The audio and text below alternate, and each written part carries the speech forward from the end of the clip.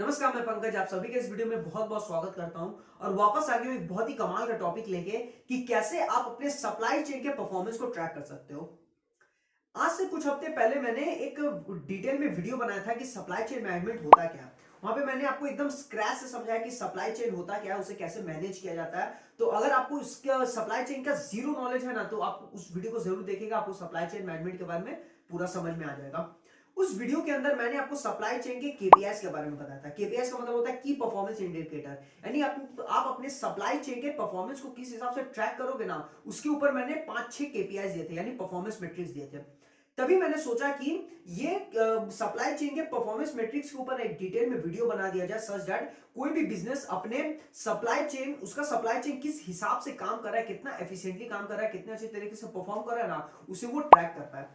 इसीलिए इस वीडियो में मैं आपको 15 ऐसे सप्लाई चेन के परफॉर्मेंस मैट्रिक्स के बारे में बताऊंगा, जिससे आप अपने सप्लाई चेन को अच्छी तरीके से ट्रैक कर पाओगे, उसके परफॉर्मेंस को चेक कर पाओगे और उसे आप कैसे इंप्रूव करोगे ना, वो भी कर पाओगे।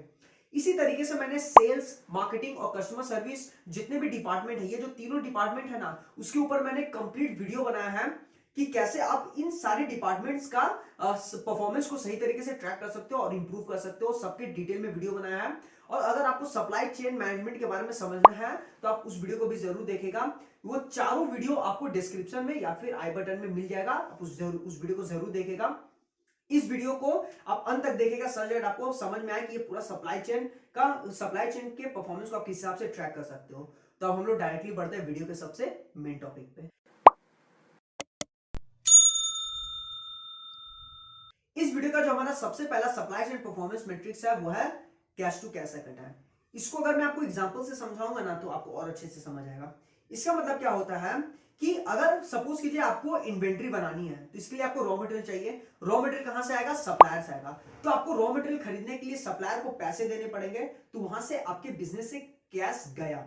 ठीक है, अब आपने इन्वेंट्री बनाया, उस इन्वेंट्री को आपने सप्लाई चेन के थ्रू अपने डिस्ट्रीब्यूटर को दिया, डिस्ट्रीब्यूटर आपके रिटेलर को देगा और रिटेलर आपके अल्टीमेट कस्टमर को देगा। कस्टमर वो प्रोडक्ट खरीदेगा, तो वहां से आपको पैसे वापस आएंगे। यानी आपके बिजनेस से पैसे गए जब आपने सप्लायर से रॉ मटेरियल खरीदा और आपके कस्टमर ने आपको पेमेंट किया, वो जो पैसे आपके पास वापस आए, इसके बीच का जो डिफरेंस है ना, इसके बीच का जो पीरियड है ना, उसी को cash to cash cycle time होता है। यानी आपके बिजनेस से पैसे कब गया और वो पैसे घूम के आपके पास वापस कब आया ना, वो आपको यहां पे कैलकुलेट करना है। इसीलिए ये मैट्रिक्स बहुत ही ज्यादा इंपॉर्टेंट रोल प्ले करता है, क्योंकि आपको अगर एक बार पता चलेगा ना कि मेरा cash to cash cycle time कितना है, तो आपको ये समझ में आ जाएगा कि मेरे बिजनेस से अगर पैसे जा रहे हैं तो वो वापस कितने दिन में आ रहा है। सपोज कीजिए आपने अपने सप्लायर को प्रॉमिस किया कि मैं आपको 2 दिन के अंदर पेमेंट दे दूंगा। ठीक है, और आपके जो डेटर है, डेटर का मतलब जो आपके कस्टमर है, उनसे आपके पास पैसे कब आएंगे? 10 दिन के बाद। तो आपका ये cash to cash cycle time कितना हो जाएगा? 10 - 2 = 8। यानी आपको अपने सप्लायर को पेमेंट दे रहे हो 2 दिन के अंदर, लेकिन आपको पैसे मिल रहा है अपने कस्टमर से 10 दिन के बाद। तो इस बीच का जो डिफरेंस है ना, उसको cash to cash cycle time बोलता है। तो आपका ये जो मैट्रिक्स है, यानी cash to cash cycle time, ये जितना आपका कम होगा ना, आपके लिए उतना ज्यादा अच्छा है। क्योंकि जितना कम रहेगा, यानी आपके बिजनेस में कैश उतना जल्दी जल्दी आ रहा है, तो आप अपने बिजनेस के ऑपरेशंस को और भी अच्छे तरीके से संभाल पाओगे। इसीलिए आपको cash to cash cycle time को जितना कम आप रख सकते हैं ना, उतना ही कम रखिएगा। यह था हमारा सबसे पहला मैट्रिक्स। इस वीडियो का जो हमारा दूसरा सप्लाई चेन परफॉर्मेंस मैट्रिक्स है, वो है freight bill accuracy. Freight bill accuracy का मतलब क्या होता है कि आपने जितना बिल बनाया उसमें से कितने एक्यूरेट बिल था ना, वही होता है फ्रेट बिल एक्यूरेसी। देखिए, बहुत बार ऐसा होता है ना कि जो हम बिल बनाते हैं ना, वो हम कभी कभी गलत बना देते हैं। अगर हमें 1000 का बिल बनाना होता है तो हम 1200 का बना देता है। कभी हमें 1500 का बिल बनाना तो होता है तो हम 1300 का बना देता है। तो ये एरर को कम करने के लिए हम फ्रेट बिल एक्यूरेसी का इस्तेमाल करते हैं। इसका फॉर्मूला होता है total number of correct freight bills divided by total number of bills. Suppose कीजिए आपने 100 बिल बनाए, उनमें से 94 बिल आपने एकदम एक्यूरेट बनाया, तो आपका फ्रेट बिल एक्यूरेसी हो जाएगा 94% का। फ्रेट बिल एक्यूरेसी आपका जितना ज्यादा होगा ना, उतना ही अच्छा है। कम से कम आपका फ्रेट बिल 97 98 से ज्यादा होना चाहिए। यानी अगर आप 100 बिल बना रहे हो तो उनमें से केवल 2 ही ऐसा बिल है जो आप गलत बना दे रहे हो। या आप बोल सकते हो कि अगर आप 100 बिल बना रहे हो तो उसमें से आप 98 बिल एकदम करेक्ट बना रहे हो। ये आपके लिए जरूरी है। जरूरी इसलिए है क्योंकि अगर आप सही बिल बनाओगे ना, तो वो आपके लिए फायदा करेगा। अगर आपने गलत बिल बना दिया ना तो ये आपके कस्टमर एक्सपीरियंस को खराब कर देगा या फिर ये आपके प्रॉफिटेबिलिटी को नुकसान करेगा। कैसे? सपोज कीजिए अगर आपको 1000 का बिल बनाना था, आपने 1200 का बना दिया तो कस्टमर आपको फ्रॉड बोलेगा, इससे आपका कस्टमर एक्सपीरियंस गिर सकता है। अगर आपको 1200 का बिल बनाना था लेकिन आपने 1000 का बना दिया तो इससे आपको 200 रुपए का लॉस हो जाएगा। इसलिए आपको फ्रेट बिल एक्यूरेसी को हमेशा मापना चाहिए। जितना अच्छा आपका फ्रेट बिल एक्यूरेसी होगा आपके बिजनेस के लिए उतना ही अच्छा और आपके सप्लाई चेन के लिए उतना ही अच्छा होगा। जो हमारा तीसरा परफॉर्मेंस मैट्रिक्स है ना वो है perfect order rate. Perfect order rate का मतलब क्या है कि ऐसे कितने ऑर्डर्स है जिसको आपने सही समय पे, सही क्वांटिटी पे, बिना किसी इंसिडेंट के, इंसिडेंट का मतलब बिना किसी दुर्घटना के और एकदम सही डॉक्यूमेंटेशन के साथ अपने कस्टमर को पहुंचाया है।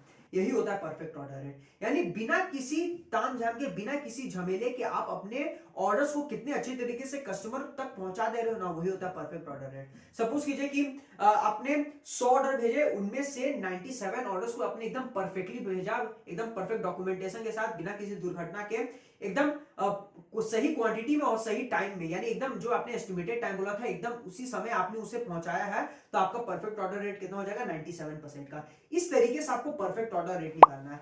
ये ना बहुत इंपॉर्टेंट इसलिए है क्योंकि ये बता देगा कि आपका सप्लाई चेन कितने अच्छे तरीके से परफॉर्म कर रहा है। क्योंकि सप्लाई चेन अगर थोड़ा सा भी आपका अगर गड़बड़ परफॉर्म करेगा ना तो आपका ये परफेक्ट ऑर्डर रेट गिरना स्टार्ट हो जाएगा। इसीलिए आपको परफेक्ट ऑर्डर रेट को एकदम अच्छे तरीके से मापना है। जितना अच्छा आपका परफेक्ट ऑर्डर रेट होगा उतना ही अच्छा आपका सप्लाई चेन अच्छे तरीके से काम कर रहा है, ये आपको समझ में आ जाएगा। तो ये था हमारा तीसरा मैट्रिक्स।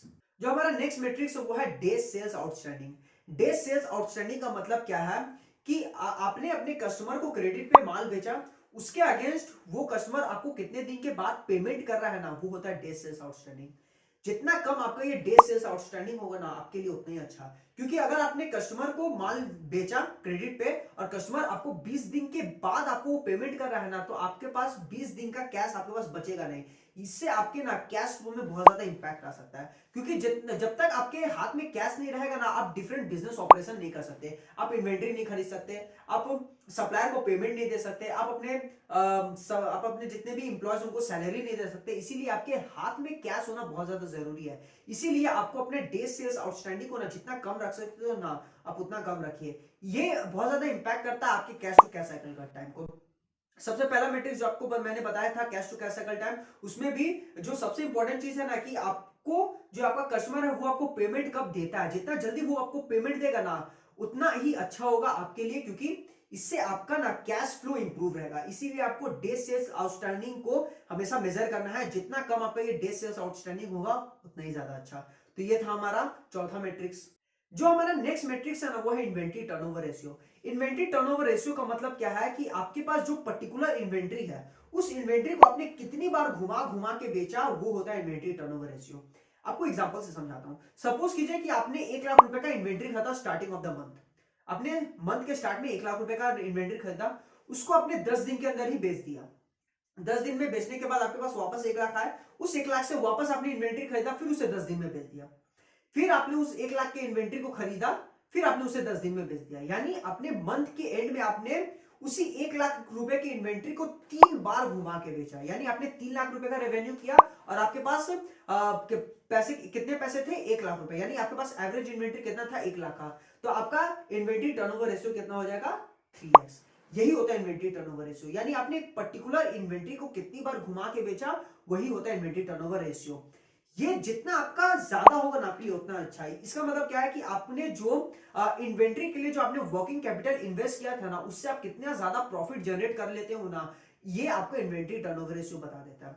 यानी सपोज कीजिए कि आपने 1 लाख रुपए का इन्वेंट्री जो आपने खरीदा था उससे आपने 3 लाख का रेवेन्यू जनरेट किया। सपोज कीजिए उसमें आपका 50% का मार्जिन था, यानी आपने 1 लाख रुपए की इन्वेंट्री से 1.5 लाख रुपए का प्रॉफिट जनरेट कर लिया। इसीलिए इन्वेंट्री टर्नओवर रेशियो जरूरी है। जितना ज्यादा आपका इन्वेंट्री टर्नओवर रेशियो होगा ना आपके लिए उतना ही ज्यादा अच्छा। इसको हर मंथ के हिसाब से आप कैलकुलेट कीजिए कि आपका इन्वेंट्री टर्नओवर रेशियो है कितना। तो आप इस मेट्रिक का भी इस्तेमाल कर सकते हैं। जो हमारा नेक्स्ट मेट्रिक्स है वो है gross margin return on investment. Gross margin return on investment का मतलब क्या है कि जितना आपने इन्वेस्ट किया था, इन्वेस्ट का मतलब जितना आपने इन्वेंट्री पे इन्वेस्ट किया था उसके अगेंस्ट आपने कितने का ग्रॉस मार्जिन कमाया है ना, वही होता है gross margin return on investment. तो इसका फॉर्मूला होता है gross profit divided by average inventory into 100। Suppose कीजिए आपका ग्रॉस प्रॉफिट आया 3 लाख का और आपका एवरेज इन्वेंट्री कितना है? 1 लाख का। तो आपका gross margin return on investment कितना हो जाएगा? 300%। अब आप सोच रहे होंगे कि 1 लाख रुपए के इन्वेंट्री से 3 लाख का ग्रॉस प्रॉफिट कैसे हो सकता है। तो जैसा मैंने आपको पिछले मैट्रिक्स में बताया था इन्वेंट्री टर्नओवर रेशियो, तो सपोज कीजिए जो आपने 1 लाख रुपए का इन्वेंट्री था उसे आपने 6 बार घुमा के बेचा, तो आपका रेवेन्यू कितना हो जाएगा, 6 लाख रुपए का। अब सपोज कीजिए उस आपने आपका जो प्रॉफिट मार्जिन है उस पूरे रेवेन्यू में से वो 50% का है, तो आपका ग्रॉस प्रॉफिट कितना हो जाएगा, 50% का। अब आप 3 लाख को 1 लाख से डिवाइड करिए, इंटू 100 करिएगा, तो आपका 300% का gross margin return on investment निकल जाएगा। एक चीज याद रखिएगा कि gross margin return on investment जितना ज्यादा होगा ना आपके लिए उतना ही अच्छा। इसका मतलब क्या है कि जितना आपने इन्वेंट्री में इन्वेस्ट किया था उससे आपने बहुत ज्यादा ही ग्रॉस मार्जिन कमा लिया है। आपका ये ग्रॉस मार्जिन 200 या 225 से ज्यादा होगा तो ये बहुत ही अच्छा सिग्नल है, उससे कम होगा तो आपको ये ध्यान देना है कि आप इसे कैसे इंप्रूव कर सकते हैं। इसीलिए gross margin return on investment आपके लिए निकालना बहुत ज्यादा जरूरी है, तो आप इस मेट्रिक का भी इस्तेमाल कर सकते हो। जो हमारा नेक्स्ट मेट्रिक्स है वो है on time delivery rate. On time delivery rate का मतलब क्या है कि यहाँ पे आपको ये निकालना है कि अगर कस्टमर ने आपको ऑर्डर दिया है उनमें से कितना ऑर्डर आपने उनको एस्टिमेटेड टाइम के अंदर डिलीवर कर दिया। सपोज कीजिए कि कस्टमर ने आपको प्रोडक्ट ऑर्डर किया और आपने उनको एस्टिमेटेड डिलीवरी टाइम बताया है 7 दिन का, यानी आप 7 दिन के अंदर वो प्रोडक्ट को डिलीवर कर दोगे। तो अब आप इसका परसेंटेज निकालो कि आपने कितने ऑर्डर्स को उस एस्टिमेटेड टाइम के अंदर डिलीवर किया। इसका फॉर्मूला होता है total delivery done with in the estimated period divide by total delivery. Suppose कीजिए कि 100 डिलीवरी आपने किया, उनमें से 80 डिलीवरी को आपने एस्टिमेटेड टाइम के अंदर फुलफिल किया, यानी 7 दिन के अंदर आपने उन्हें प्रोडक्ट को डिलीवर कर दिया, तो आपका ऑन टाइम डिलीवरी रेट कितना आ जाएगा, 80%। ये मैट्रिक्स आपके लिए इंपॉर्टेंट है क्योंकि अगर आपने एक बार ऑन टाइम डिलीवरी रेट समझ लिया ना तो आपको ये समझ में आ जाएगा कि आपका लॉजिस्टिक्स एंड डिस्ट्रीब्यूशन और आपका सप्लाई चेन कितने अच्छे तरीके से परफॉर्म कर रहा है। जितना अच्छा आपका ये ऑन टाइम डिलीवरी रेट होगा इसका मतलब क्या है कि आप अपने एस्टिमेटेड डिलीवरी टाइम के अंदर आप अपने कस्टमर को प्रोडक्ट को डिलीवर कर दे रहे हो। इससे आपका customer satisfaction score, customer experience बहुत ही ज्यादा इंप्रूव होगा और आपका सप्लाई चेन कितना अच्छे तरीके से काम कर रहा है आपको वो भी समझ में आ जाएगा। तो आप इस मेट्रिक का इस्तेमाल कर सकते हो। तो हमारा नेक्स्ट मैट्रिक्स है वो है रिटर्न रीजन। बहुत ही इंपॉर्टेंट मैट्रिक्स है। रिटर्न रीजन का मतलब क्या है कि आप यहाँ पे ये चेक करो कि कस्टमर आपके प्रोडक्ट को वापस रिटर्न क्यों कर रहा है। आप इसका आप क्योंकि जब भी कस्टमर आपके प्रोडक्ट को रिटर्न करता है आप उसे रीजन पूछते हो, उस रीजन को आप देखो क्या वो आपको क्या रीजन दे रहा है प्रोडक्ट रिटर्न करने का। हो सकता है उसे प्रोडक्ट फिट ना आ रहा हो सकता है कि आपने डिफेक्टिव पीस दे दिया हो सकता है कि आपने उसे डैमेज आइटम दे दिया हो सकता है कि कस्टमर जो एक्सपेक्ट कर रहा था वो प्रोडक्ट आपने नहीं दिया, हो सकता है कि आपने उसे गलत आइटम भेज दिया हो। तो इस तरीके से ना आप निकालो कि ऐसा क्या रीजन है जिसके कारण से कस्टमर आपका प्रोडक्ट को वापस भेज दे रहा है। इसको ना आप एक पाई चार्ट के अंदर डालो। पाई चार्ट के अंदर डालने का मतलब क्या है, आप ये देखो कि जितना भी रिटर्न आ रहा है उनमें से कितना रिटर्न डैमेज के कारण से हो रहा है, कितना रिटर्न जो कस्टमर एक्सपेक्ट कर रहा है लेकिन उसको उस हिसाब से प्रोडक्ट नहीं मिला उसके कारण से रिटर्न आ रहा है। आप ये उसका ये भी परसेंटेज निकालो कि ऐसे कितने कस्टमर हैं जो उनको फिट नहीं आ रहा है उसके कारण से रिटर्न हो जा रहा है। वो देखो कि कितने डिफेक्टिव पीस है उसके कारण से रिटर्न आ जा रहा है। इस तरीके से आप उसे पाई चार्ट के अंदर डालो। अब देखो किसका परसेंटेज ज्यादा है। हो सकता है डैमेज प्रोडक्ट का रिटर्न ज्यादा है तो आप देखो कि लॉजिस्टिक और डिस्ट्रीब्यूशन के बीच आपका प्रोडक्ट क्यों डैमेज हो जा रहा है तो आप उसे इंप्रूव करो। डिफेक्टिव पीस अगर बहुत ज्यादा रिटर्न आ रहा है तो इसका मतलब क्या है कि आपके मैन्युफैक्चरिंग यूनिट में कोई गड़बड़ है उसे आप इंप्रूव करो। इस तरीके से आपको रिटर्न रीजन फाइंड करना है और आपको उस हिसाब से देखना है कि कहां पे आपको इंप्रूवमेंट बिल्ड करना है। तो आप रिटर्न रीजन वाला मेट्रिक को भी इस्तेमाल कर सकते हो। हमारा नेक्स्ट मैट्रिक्स है ना वो है इन्वेंट्री वेलोसिटी। इन्वेंट्री वेलोसिटी का मतलब क्या है कि आपके ऐसे कितने परसेंटेज ऑफ इन्वेंट्री है जो इस पर्टिकुलर पीरियड के अंदर खत्म हो जाएंगे, यही होता है इन्वेंट्री वेलोसिटी। इसका फॉर्मूला होता है opening stock divided by next period sales forecast. Suppose कीजिए कि आपका नेक्स्ट पीरियड का सेल फोरकास्ट आया 2 लाख का और आपके पास ओपनिंग स्टॉक कितना है 1 लाख का, तो आपका इन्वेंट्री वेलोसिटी कितना हो जाएगा 50% का। इन्वेंट्री वेलोसिटी क्यों काम में आता है, ये इसलिए काम में आता है ना कि ये आपके डिमांड एंड सप्लाई को मैच कर पाए। जैसे यहाँ पे मैंने निकाला, सपोज कीजिए कि मेरे पास अभी करंट 1 लाख रुपए का इन्वेंट्री बचा है और मैंने ये देखा सेल फोरकास्ट में कि मेरा इस मंथ का जो सेल फोरकास्ट है वो 2 लाख का है, यानी मेरे पास 50% का इन्वेंट्री वेलोसिटी है। यानी अभी भी अगर मुझे डिमांड फुलफिल करना है तो मुझे और 50% का इन्वेंट्री चाहिए। इन्वेंट्री वेलोसिटी से आपको ये पता चल जाएगा कि आपको किस समय कितना इन्वेंट्री रखना है ना, ये इसके आपको पूरी अंडरस्टैंडिंग हो जाएगी। सबसे सेफेस्ट होता है कि आप अपनी इन्वेंट्री वेलोसिटी को 70 से 80% के बीच रखो। इससे क्या होगा कि अगर आपका अचानक से सेल बढ़ गया तो आप उस डिमांड को सही तरीके से मैनेज कर पाओ, और अगर आपका सेल फोरकास्ट आपने जितना किया था उससे अगर ज्यादा ही घट गया तो आपको लॉस ना हो जाए, इसीलिए आपको अपना इन्वेंट्री वेलोसिटी को 70 से 80% के बीच रखना चाहिए। और सबसे इंपॉर्टेंट क्या है कि ये इन्वेंट्री वेलोसिटी आपको ये समझा देगा कि कितना इन्वेंट्री रखना आपके लिए ऑप्टिमम है अपने डिमांड एंड सप्लाई को फुलफिल करने के लिए। ना ही ज्यादा होना चाहिए ना कम होना चाहिए, एकदम मेंटेन में रहे, इसके लिए आपको इन्वेंट्री वेलोसिटी का इस्तेमाल करना चाहिए। तो आप इस मेट्रिक का भी इस्तेमाल कर सकते हो। जो हमारा नेक्स्ट मेट्रिक है वो है इन्वेंट्री डेज ऑफ सप्लाई। इसको इन्वेंट्री टर्नओवर डेज भी बोलते हैं। इसका मतलब क्या है कि आपके पास जो करेंट इन्वेंट्री है वो कितने दिन के बाद खत्म हो जाएगा ना, ये मैट्रिक्स आपको कैलकुलेट करने में मदद करता है। इसका फॉर्मूला होता है inventory in hand divided by average daily usage of inventory. Suppose कीजिए कि अगर आपके पास अभी 10 लाख रुपए का इन्वेंट्री है और हर दिन आपके 1 लाख रुपए का इन्वेंट्री सेल हो जाता है, तो आपके इन्वेंट्री टर्नओवर डेज या फिर इन्वेंट्री डेज ऑफ सप्लाई कितना हो जाएगा, 10 दिन का। यानी अगर आपका इस तरीके से अगर अगर हर दिन 1-1 लाख रुपए का अगर आपका इन्वेंट्री सेल होगा तो 10 दिन के बाद आपका पूरा इन्वेंट्री खत्म हो जाएगा। ये आपको बहुत ज्यादा मदद करेगा आपके इन्वेंट्री को मैनेज करने में। यानी अगर आपको ये पता चल गया कि आपके पास जो इन्वेंट्री है वो कितने दिन के बाद खत्म हो जाएगा, तो आप उस इन्वेंट्री को वापस रिस्टॉक करवा सकते हो। सपोज कीजिए अगर इन्वेंट्री आपका 7 दिन में खत्म हो जाएगा तो आप उस इन्वेंट्री को 5 दिन के अंदर ही उससे वापस मंगा लो, सच दैट आपके पास वापस वो रिस्टॉक हो जाए।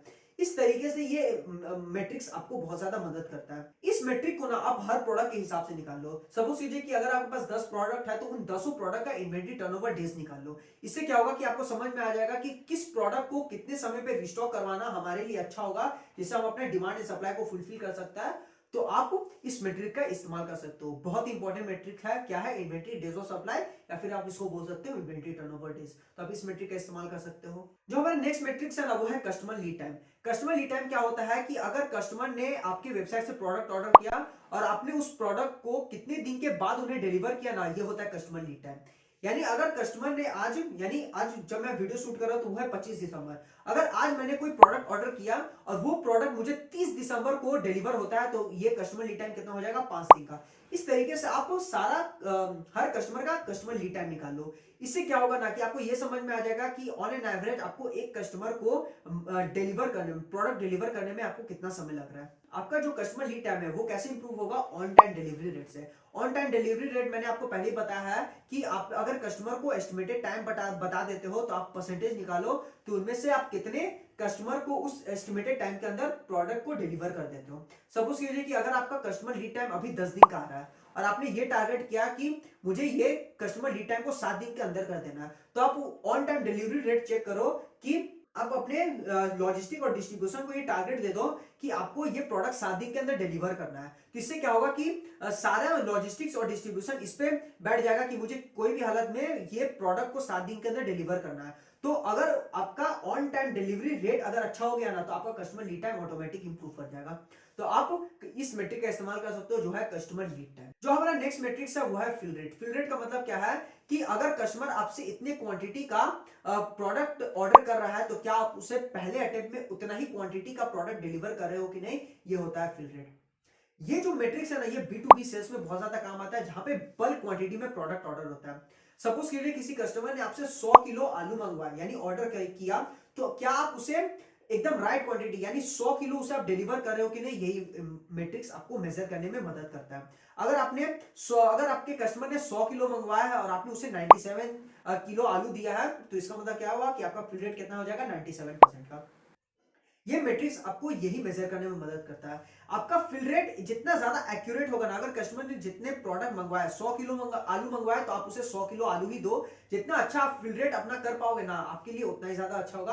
आपको ये समझ में आ जाएगा कि आप अपने इन्वेंटरी को किस हिसाब से मैनेज कर रहे हो, और इससे ना आपका कस्टमर का सेटिस्फैक्शन स्कोर और कस्टमर एक्सपीरियंस भी इंप्रूव होता है। तो आप फिल रेट का इस्तेमाल कर सकते हो। जो हमारा नेक्स्ट मैट्रिक्स है ना वो है inventory to sale ratio. Inventory to sale ratio का मतलब क्या है कि आपके पास कितना इन्वेंटरी बचा है उसके अगेंस्ट आपने कितने का सेल किया। सपोज कीजिए आपके पास 10 लाख रुपए का इन्वेंट्री है और आपने 5 लाख रुपए का सेल कर दिया है, तो आपका इन्वेंट्री टू सेल रेशियो कितना हो जाएगा, 2:1 का। ये इंपॉर्टेंट मैट्रिक्स है।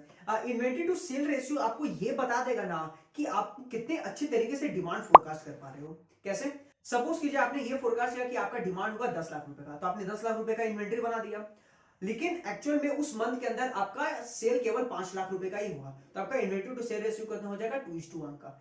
तो ये मैट्रिक्स आपको ये समझा देता है कि आप कितने अच्छे तरीके से अपना डिमांड को फोरकास्ट कर पा रहे हो। अब ऐसा जरूरी नहीं है, क्योंकि बहुत कारण है जिससे आपका इन्वेंट्री टू सेल रेशियो बढ़ सकता है। हो सकता है कि आप फ्यूचर के लिए ज्यादा इन्वेंट्री बना दे रहे हो, इसके इसके कारण से भी आपका इन्वेंट्री टू सेल रेशियो बढ़ सकता है, और भी बहुत सारे कारण है। लेकिन एक है कि आपका डिमांड फोरकास्ट कितना एक्यूरेट है ना, वो इन्वेंट्री टू सेल रेशियो से समझ में आ जाता है। तो ये याद रखिएगा कि इन्वेंट्री टू सेल रेशियो 3-4 से ज्यादा नहीं होना चाहिए, आपका 3-4 से कम होना इन्वेंट्री टू सेल रेशियो आपके लिए बहुत ज्यादा अच्छा है। तो आप इस मेट्रिक का भी इस्तेमाल कर सकते हैं। जो हमारा नेक्स्ट मेट्रिक्स है ना, वो है pick and pack cycle time. Pick and pack cycle time का मतलब क्या है कि गोडाउन से आपके प्रोडक्ट को पिक करना और उसके बाद उस प्रोडक्ट को पैक करना, उसके बीच आपको कितना समय लगा ना, वही होता है pick and pack cycle time. ये आपके वेयरहाउस मैनेजमेंट के लिए बहुत ज्यादा इंपॉर्टेंट है, क्योंकि अगर आपको ये समझ में आ जाएगा ना कि आपका pick and pack cycle time कितना है, तो आपको इसे इंप्रूव करने में बहुत ज्यादा आसानी होगी। अब सपोज कीजिए कि आपके पास 10 वेयरहाउस है, तो आप इन 10 वेयरहाउस का ना pick and pack cycle time निकालिए। अगर आपने ये टारगेट किया कि जो भी मेरा वहां पे लेबर होगा, जो भी इंप्लॉय होगा, वो मेरे गोडाउन से प्रोडक्ट को पिक करेगा, उसे उसके बाद उसे पैक करेगा 120 सेकंड के अंदर, तो आप इससे हर वेयरहाउस के अंदर चेक करिए कि आपका pick and pack cycle time कितना है। जिस जगह ज्यादा आ रहा है तो आप उस जगह चेक कीजिए कि वहां पे क्यों ज्यादा आ रहा है, क्या रीजन है, और उसके बाद उसे इंप्रूव करने की कोशिश कीजिए। इस तरीके से आप अपना pick and pack cycle time को इंप्रूव कर सकते हैं। ये वेयरहाउस मैनेजमेंट का बहुत ही इंपॉर्टेंट मैट्रिक्स है। और अगर आपने pick and pack cycle time को इंप्रूव किया ना, तो इससे आपके सप्लाई चेन में भी बहुत ज्यादा एफिशिएंसी आएगी। तो आप इस मेट्रिक का इस्तेमाल कर सकते हैं। इस वीडियो का जो हमारा आखिरी मेट्रिक्स है वो है supply chain cost versus sales. इसका मतलब क्या है कि आपने जितने का सेल किया है उसके अगेंस्ट आपको कितने के सप्लाई चेन के अंदर कॉस्ट पड़ा, वो आपको यहाँ पे कैलकुलेट करना है। सपोज कीजिए कि अगर आपने 100 रुपए का सेल किया तो उसके अंदर आपको कितना सप्लाई चेन का कॉस्ट पड़ा ना, आपको यहाँ पे ये कैलकुलेट करना है। बहुत ही इंपॉर्टेंट मैट्रिक्स है, क्योंकि अगर आपका सेल 100 का आ रहा है और अगर आपको 8 रुपए का सप्लाई चेन का कॉस्ट पड़ रहा है, तो आपको ये देखना है कि ये सप्लाई चेन का कॉस्ट ज्यादा है या कम है। पहले ये समझते हैं कि सप्लाई चेन के कॉस्ट होते क्या है। यहाँ पे आपको प्रोक्योरमेंट कॉस्ट आता है, ट्रांसपोर्टेशन कॉस्ट आता है, इन्वेंट्री को रखने की कॉस्ट आती है, आपको प्रोडक्शन कॉस्ट आता है। तो ये सारे कॉस्ट होते हैं, इसको आप कैलकुलेट कीजिए और देखिए ये आपके सेल्स में कितना कंट्रीब्यूट कर रहा है। एक चीज का ध्यान रखिएगा, जो भी आपका सप्लाई चेन का कॉस्ट आएगा ना, उसको आपको अपने कॉम्पिटिटर से कंपेयर करना है। देखिए इंडस्ट्री का बेंचमार्क कितना है, इंडस्ट्री में supply chain cost versus sales कितना आ रहा है, उससे आप अपने से कंपेयर कीजिए। सपोज कीजिए 8% का आ रहा है, तो आप देखिए कि आपका जो सप्लाई चेन कॉस्ट है वो 8% से ज्यादा आ रहा है, कम आ रहा है। ज्यादा आ रहा है तो उसे आप कैसे इंप्रूव कर सकते हैं वो देखिए, और अगर कम आ रहा है तो आपके लिए अच्छी बात है। अब और देखिए कि आप उसे और कम कैसे कर सकते हैं। एक चीज का ध्यान रखिएगा, सप्लाई चेन का जो कॉस्ट है ना, उसको आपको अपने क्वालिटी के साथ छेड़छाड़ नहीं करनी है। अगर आपने सप्लाई चेन के कॉस्ट को घटाने के लिए क्वालिटी से छेड़छाड़ की ना, तो आपका पूरा सप्लाई चेन हिल सकता है। इसीलिए आपको अपना सप्लाई चेन के कॉस्ट को इंप्रूव करना है, लेकिन पूरे एफिशिएंसी के साथ करना है। तो आप supply chain cost versus sales इस मेट्रिक का भी इस्तेमाल कर सकते हो। तो ये था हमारे 15 सप्लाई चेन परफॉर्मेंस मैट्रिक्स।